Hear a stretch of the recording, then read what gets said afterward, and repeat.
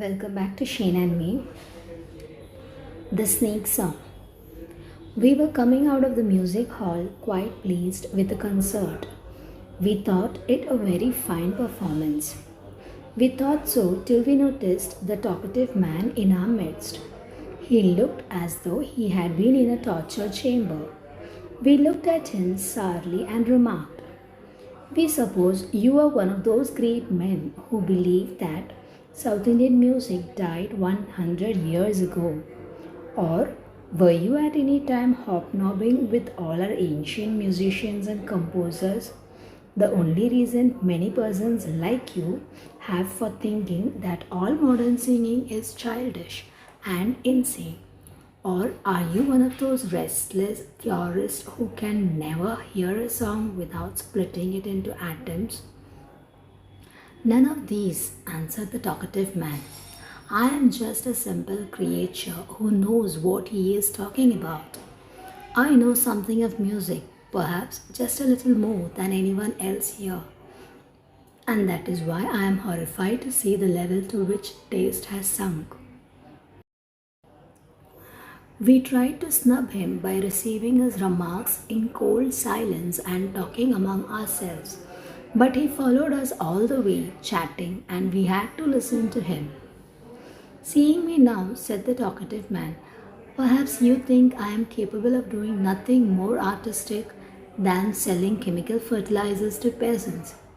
But I tell you, I was at one time ambitious of becoming a musician. I came near being one. It was years and years ago. I was living at the time in Kumbum, a small village 80 miles from Malgudi. A master musician lived there. When he played on the flute, it was said the cattle of the village followed him about. He was perhaps the greatest artist of the century, but quite content to live in obscurity, hardly known to anyone outside the village, giving concerts only in the village temple and absolutely satisfied with the small income he derived from his ancestral lands. I washed his clothes, swept his house, ran errands for him, wrote his accounts, and when he felt like it, he taught me music. His personality and presence had a value all their own, so that even if he taught only for an hour, it was worth a year's tuition under anyone else. The very atmosphere around him educated one. After 3 years of chipping and planning, my master felt that my music was after all taking some shape.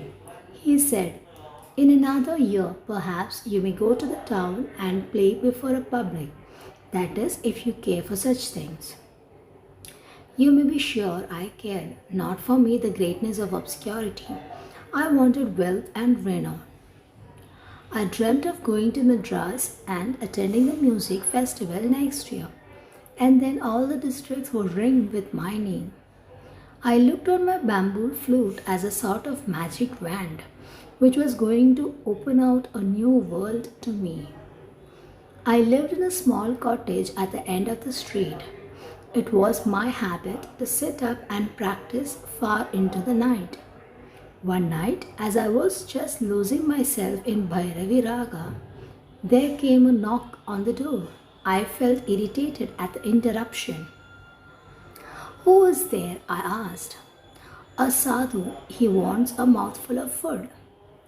"At this hour? Go, go. Don't come and pester people at all hours." "But hunger knows no time." "Go away. I have nothing here. I myself live on my master's charity." "But can't you give a small coin or at least a kind word to a sadhu? He has seen Kasi Rameshwaram." "Shut up," I cried, glared at the door, and resumed my Bhairavi. 15 minutes later, the knocks were repeated. I lost my temper. "Have you no sense? Why do you disturb me?" "You play divinely. Won't you let me in?" "You may not give me food for my stomach, but don't deny me your music." I didn't like anyone to be present when I practiced, and this constant interruption was exasperating. "Don't stand there and argue. If you don't go at once, I will open the door and push you out." Ah, bad words. You didn't push me out. I'm going. But remember, this is your last day of music. Tomorrow you may exchange your float for a handful of dried dates. I heard his wooden clogs going down the house steps. I felt relieved and played for about 10 minutes, but my mind was troubled. His parting words. What did he mean by them? I got up, took the lantern from its nail on the wall, and went out. I stood on the last step of my cottage and looked up and down the dark street, holding up the lantern. I turned in, vaguely hoping that he might call again. I left the door half open. I hung up the lantern and sat down. I looked at the pictures of gods on the wall and prayed to be protected from the threat of the unseen mendicant. And then I was lost in music once again. Song after song flowed from that tiny bamboo and transformed my lonely cottage. I was no longer a petty mortal blowing through a piece of bamboo. I was among the gods. The lantern on the wall became a brilliant star illuminating a celestial hall, and I came to the snake song in Punaga Varali. I saw the serpent in all its majesty. The very venom in its pouch had a touch of glory. Now I saw its divinity as it crowned Shiva's head. Parvati wrote it as a wrist list, Subramanya played with it, and it was Vishnu's couch. The whole composition imparted to the serpent a quality which inspired awe and reverence. And now, what should I see between the door and me but a black cobra? It had opened its immense hood and was swaying ecstatically. I stopped my song and rubbed my eyes to see if I was fully awake. But the moment the song ceased, the cobra turned and threw a glance at me and moved forward. I have never seen such a black cobra and such a long one in my life. Some saving instinct told me, play on, don't stop. I hurriedly took the flute to my lips and continued the song. The snake, which was now less than 3 yards from me, lifted a quarter of its body with a gentle flourish, reared its head, fixed its round eyes on me, and listened to the music without making the slightest movement. It might have been a carven snake in black stone, so still it was.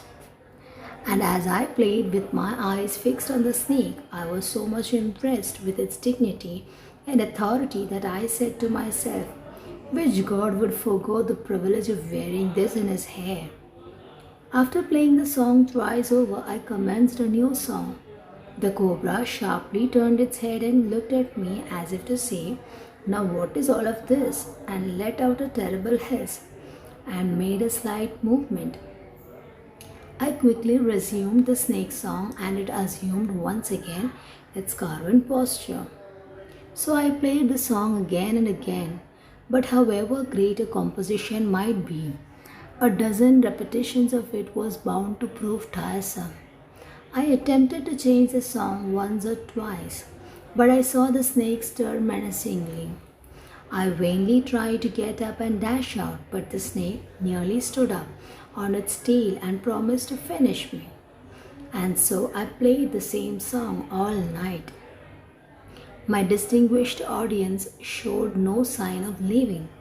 By and by, I felt exhausted. My head swam, my cheeks ached from continuous blowing, and my chest seemed to be emptied of the last wisp of breath. I knew I was going to drop dead in a few seconds. It didn't seem to matter very much if the snake was going to crush me in its coils and fill me with all the venom in its sac. I flung down the flute, got up and prostrated before it, crying, "O Nagaraja, you are a god. You can kill me if you like, but I can play no more." When I opened my eyes again, the snake was gone. The lantern on the wall had turned pale in the morning light. My flute lay near the doorway. Next day, I narrated my experiences to my master. He said, "Don't you know you ought not to play Punagavarali at night? That apart, now you can never be sure you will not get the snake if again if you play. And when he comes, he won't spare you unless you sing the song over again. Are you prepared to do it? No, no, 1,000 times no, I cried. The memory of the song was galling. I had repeated it enough to last me a lifetime. If it is so, throw away your flute and forget your music. You can't play with a serpent. It is a plaything of gods. Throw away your bamboo. It is of no use to you anymore. I wept at the thought of this renunciation. My master pitied me and said, perhaps all will be well again if you seek your visitor of that night and beg his forgiveness. Can you find him? I put away my flute. I have ever since been searching for an unknown, unseen mendicant in this world. Even today, if by God's grace I meet him, I will fall at his feet, beg his forgiveness, and take up my flute again. Thank you.